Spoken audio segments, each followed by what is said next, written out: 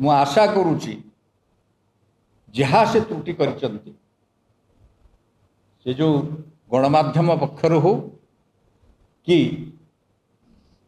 अभियुक्त राजा चक्रंकर वकिल पक्षर हो से तुरंत एथिपाई क्षमा भिक्षा करेंगे और गणमाध्यम लोकों पाखरे तांकर जो छविटी रही छविटी हूँ से माने सत्यर संधान रे लागंती सत्य उपस्थापन करती सत्य पाई लड़ती। आज दुईटी खबर कागज प्रकाशित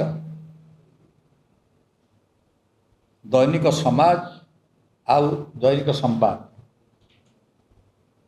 उभय उपस्थापित करा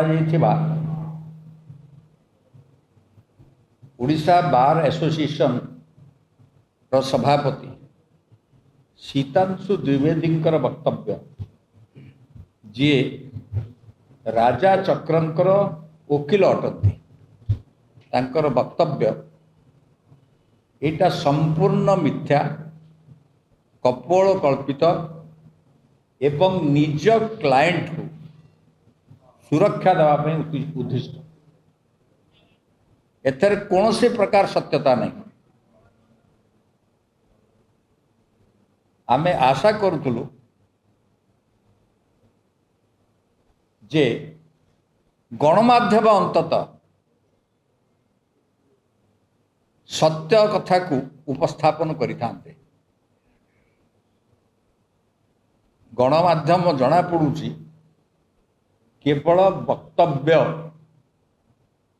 उपस्थापन करिवार दायित्व नेले एवं से कारणरू भारतीय जनता पार्टी राज्य सभापति भारतीय जनता पार्टी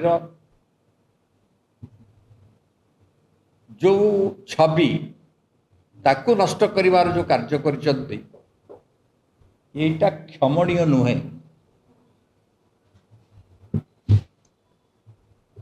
गणमाध्यम रे सत्यर उपस्थापना हवा दरकार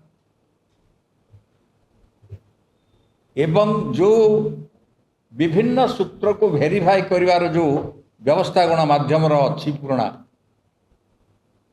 सेटा व्यवहार करा जिबा उचित थिला।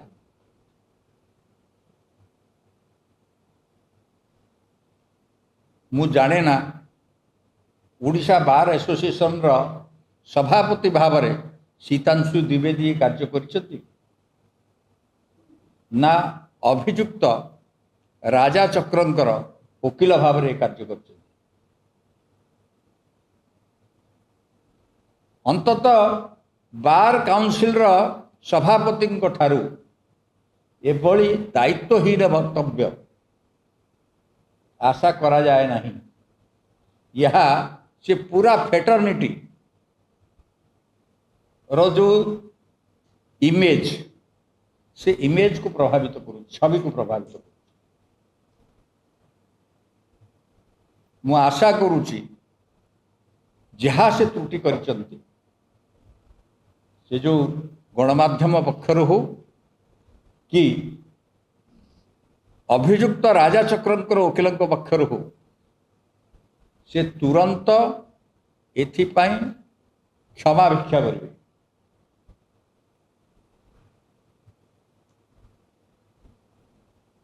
एतिक मात्र मोर आपण सामने उपस्थापन है। जदि आपंक आम भिडी भल लगा तेब आम चैनल को लाइक शेयर और सब्सक्राइब करने को जमा भी भूलु नहीं।